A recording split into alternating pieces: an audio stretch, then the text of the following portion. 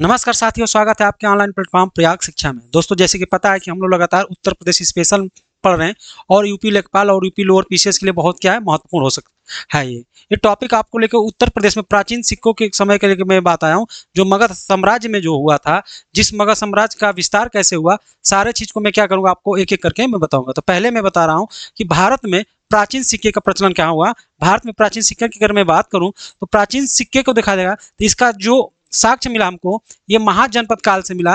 और महाजनपद काल में ये जो सूचना थी आपको बुद्ध काल समय से मिलता है। अगर मैं बात करूं, भारत में पहली बार पूर्वी यूपी तथा बिहार के मगध क्षेत्र में जारी किया गया था क्या सिक्का, आहत सिक्के या पंचमार्क सिक्के भी चलाए जाते थे।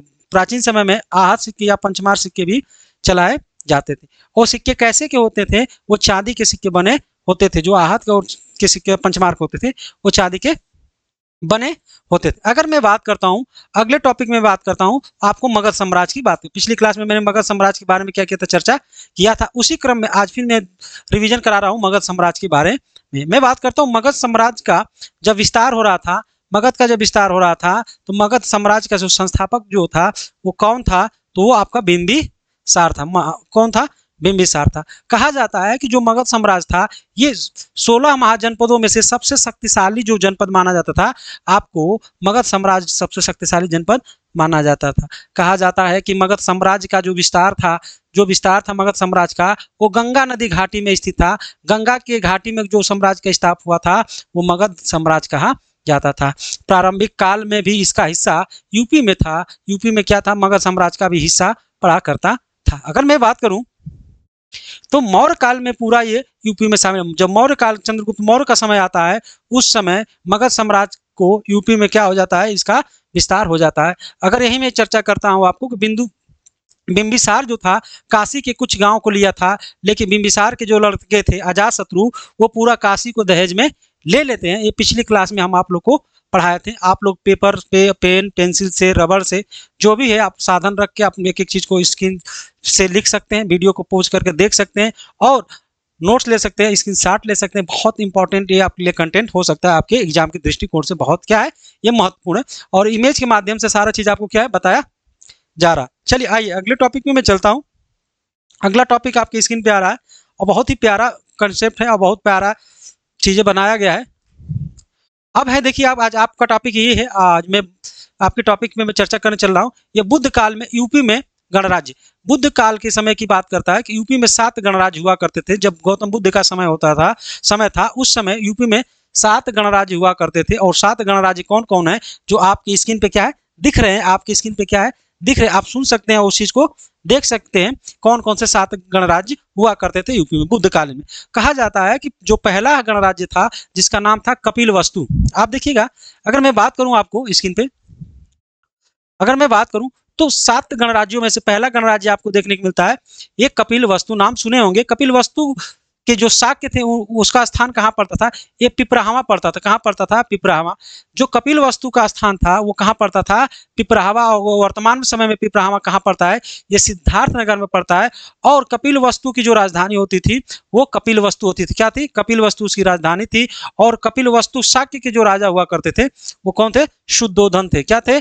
शुद्धोधन कौन थे? तो ये गौतम बुद्ध के पिता हुआ करते थे। गौतम बुद्ध के पिता कौन थे? शुद्धोधन थे। अगले में बात करता हूं 7 गणराज्यों में दूसरे गणराज्य की मैं बात करता हूं केशपुत्र। केशपुत्र के कलाम थे। केशपुत्र के जो कलाम जो थे ये क्या थे? ये दूसरे गणराज्य के रूप में आते थे। इसका स्थान जो है ये सुल्तानपुर में, वर्तमान समय में यह स्थान कहाँ पड़ता है? सुल्तानपुर में पड़ता है। और इसके जो राजा हुआ करते थे अलाम कलाम जो थे ये सांख्य दर्शन के आचार्य थे। जो सांख्य दर्शन के आचार्य कहे जाते हैं। और अलार कलाम जो थे ये गौतम बुद्ध के प्रथम गुरु भी माने जाते हैं। प्रथम गुरु भी क्या? गौतम बुद्ध के प्रथम गुरु कौन थे? अलार कलाम थे। तीसरे की मैं बात करूं, तीसरे गणराज्य की मैं बात करूं तो रामग्राम के कोलीय। रामग्राम के कोलीय, इसका स्थान जो है रामगढ़ताल गोरखपुर पड़ता है। वर्तमान की मैं बात करूं तो इसका स्थान रामगढ़ताल गोरखपुर पड़ता है। और ये कोलीय तथा शाक्य के बीच की रोहिणी नदी के बीच में रहते हैं। जो कोलीय वंश गणराज्य हुआ करता था, रामग्राम के कोली गणराज्य था, ये कहाँ पड़ता है? तो ये रामगढ़ताल गोरखपुर में पड़ता है। ये कोलीय नदी तथा शाक्य के बीच की जो एक कोली तथा शाक्य के बीच में एक नदी बहती थी रोहिणी नदी बहती थी उसी बीच में ये क्या करते थे, निवास करते थे। ये अपने पुलिस शक्ति के लिए प्रसिद्ध माने दिए जाते थे। रामग्राम के जो कोली राजा थे, गणराज्य था, ये पुलिस शक्ति के लिए क्या था, सबसे महत्वपूर्ण ये माना जाता था। ठीक है, सबसे महत्वपूर्ण माना जाता है। अगर मैं बात करता हूं ये चौथे नंबर गणराज्य की मैं बात करता हूं तो कुशीनगर के मल्ल, ये भी क्या था, ये गणराज्य हुआ करता था कुशीनगर का मल्ल, ये भी क्या थे, गणराज्य थे। तो कुशीनगर कहाँ पड़ता है, कसया या कुशीनगर क्षेत्र में ये स्थान वर्तमान में पड़ता है। और यहाँ के शासक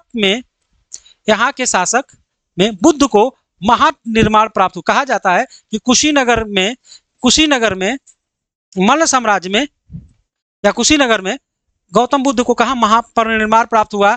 कहा जाता है कि चंदू नामक लोहार के यहाँ शुकर का मांस खाने से गौतम बुद्ध की क्या हो गई, मृत्यु हो गई, ये सुनने को मिलता है। तो कुशीनगर में किसकी महानिर्वाण प्राप्त हुआ, आप कहेंगे कि गौतम बुद्ध को। पांचवें की मैं बात करूं, पिपत्रियन की मोरिन ये जो था ये भी क्या था, गणराज्य था। ये कुसुम्बी गोरखपुर, कुसुम्बी नहीं एक कुसमी है, एक कुसमी मोरी है, कुसमी मोरी गोरखपुर में पड़ता है। यहाँ शाक राजा विदुर ने आक्रमण किया था। यहाँ शाक राजा विदुर ने किस पे आक्रमण किया था, ये कुसिम गोरखपुर में आक्रमण किया था।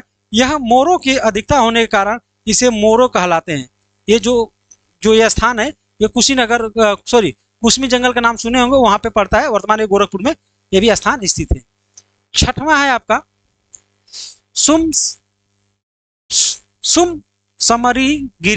सुमंगरी भाग्य जो है, ये चुनार नदी मिर्जापुर में है। और ये शासक इसका बोधि कुमार थे जो बुद्ध काल में थे। ये वत्स के राजा उदयन के पुत्र हुए थे। ठीक है, अगर सातवें की मैं बात करूं, सातवां है पावा के मल्ल। पावा के मल्ल ये परनौना कुशीनगर में पड़ता है।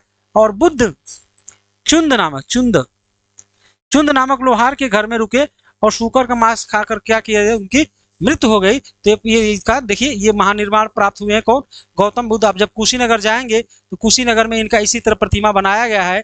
और जो बौद्ध दृष्टिकोण से जो है ये बहुत क्या है, महत्वपूर्ण माने जाते हैं, बहुत महत्वपूर्ण क्या है माने जाते हैं। अगर मैं बात करूं कि बौद्ध धर्म का पालना किसे कहा जाता है, तो बौद्ध धर्म का पालना यूपी यानी उत्तर प्रदेश को कहा जाता है। महापरिनिर्वाण कहाँ हुआ, तो कुशीनगर में हुआ। मल्ल के अंतिम संस्कार वहीं पे हुआ था, किसका, ये गौतम बुद्ध का। पिता जो थे, उनके पिता का नाम क्या था, शुद्धोधन था। गौतम बुद्ध के पिता का नाम शुद्धोधन था। और ये शाक गणराज्य के राजा हुआ करते थे। ठीक है, बुद्ध के पिता। माता का नाम महामाया देवी थी जो कोलीय वंश की कन्या थी। गौतम बुद्ध की माता का नाम क्या था, महामाया जो था, जो कोलीय वंश की क्या थी, कन्या थी। सर्वाधिक समय जो गौतम बुद्ध कहाँ बिताए थे, तो ये श्रावस्ती में सर्वाधिक समय बिताया। कहाँ थे, श्रावस्ती के जेतवन बिहार में बिताए थे। कितने बिताए थे, 21 बार बिताए थे। कहा जाता है कि घोसीराम बिहार कहाँ पड़ता है, वर्तमान में कौशाम्बी में वत्स के राजसन ने दिया था। बुद्ध कौशाम्बी में उदयन के समय आए थे। प्रश्न पूछता है कि गौतम बुद्ध जो है कौशाम्बी में किसके समय आए थे, तो वहां का राजा जो हुआ करता था, उदयन हुआ करता था, उसके समय आए थे। भू स्पर्श मुद्रा में उपदेश दिया। सारनाथ में ये किस मुद्रा में उपदेश दिए थे, तो भू स्पर्श मुद्रा में ये क्या किए थे, अपना उपदेश गौतम बुद्ध दिए थे। देखिए अब बात करते हैं सारनाथ की। सारनाथ का पुराना नाम जो है ऋषिपत्तनम है। क्या है, ऋषिपत्तनम या केतुल है। ऋषिपत्तनम या केतुल है। बुद्ध का प्रथम उपदेश कहाँ दिए थे, तो सारनाथ में दिए थे। और बौद्ध संघ का गठन भी कहाँ किए थे, सारनाथ में किया थे। चौखंडी स्फूर्त कहाँ है, ये भी सारनाथ में। बौद्ध ने अपनी मुद्रा में कहाँ दिए, ये भी सारनाथ में। और किस तरह शाखा का विकास हुआ था, तो वज्रयान शाखा का भी विकास सारनाथ में गौतम बुद्ध ने किया था। दोस्तों ये बहुत इंपॉर्टेंट होता है। गौतम बुद्ध से संबंधित जो भी उत्तर प्रदेश के इतिहास में बातें की गई है, सारे चीज को मैं एक एक करके क्या है आपकी स्क्रीन पर लेकर आया और बताया हूं। और उम्मीद करता हूं कि क्लास आप लोगों को बहुत अच्छी लगी होगी। ये लेखपाल के लिए, लोअर पीसीए के लिए बहुत ही महत्वपूर्ण है। तो thank you for watching this video. और प्रयागराज शिक्षा चैनल को लाइक शेयर सब्सक्राइब जरूर करिए और कमेंट तो जरूर करिए, दोस्त मित्र को जरूर भेजिए। मिलते हैं अगली क्लास में, तब तक के लिए जय हिंद जय भारत।